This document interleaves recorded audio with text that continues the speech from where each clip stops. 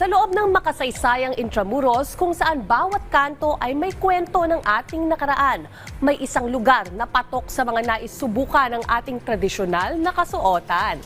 Isang Filipino attire rental na nagbibigay buhay sa ating kultura at tradisyon. Panoorin natin to. Kung sa Japan ay may kimono rental, sa Korea naman ay may hanbok experience.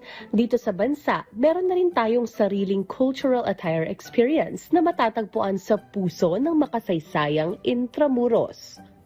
Kamakailan ginanap ang official launching ng isang cultural attire experience na nagbibigay buhay sa kasaysayan sa pamamagitan ng pagsusuot ng tradisyonal na kasuotang Pilipino. Sa loob ng Fort Santiago, maaring isuot ng mga bisita ang mga eleganteng Filipiniana mula sa Maria Clara-inspired dresses hanggang sa klasikong barong Tagalog habang nililibot ang lugar na saksi sa mahahalagang yugto ng ating kasaysayan. Ang Try Intramuros po ay isang konsepto kung saan gusto po nating bisitahin muli ang panahon kung saan ang mga tao ay namamasyal sa loob ng Intramuros and Fort Santiago na nakapangkasuotang Pinoy po. Pero higit pa ito sa simpleng dress-up.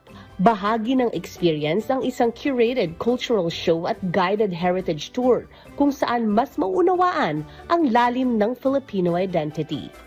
We have a lot of sets of attires from Luzon, Visayas, and Mindanao. But for now, we are launching it inside Fort Santiago. So gusto po namin na perfectly fit po siya dun sa area. But of course, if advance booking naman po and they wanted to request something like from Mindanao or from Cordillera or even from Visayas, pwede rin naman po. Layunin itong gawing mas accessible at relatable ang kulturang Pilipino, lalo na sa bagong henerasyon. Hangad din itong buhayin ang lumang Maynila at gawing isang living museum, ang Intramuros, kung saan ang kultura ay hindi lang nakikita, kundi nararanasan.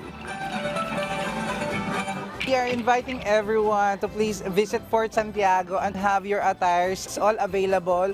And of course, mas masarap po mamasyal sa buong Fort Santiago and even Intramuros with our traditional attire. So inaanyayahan po namin kayo na pumunta dito.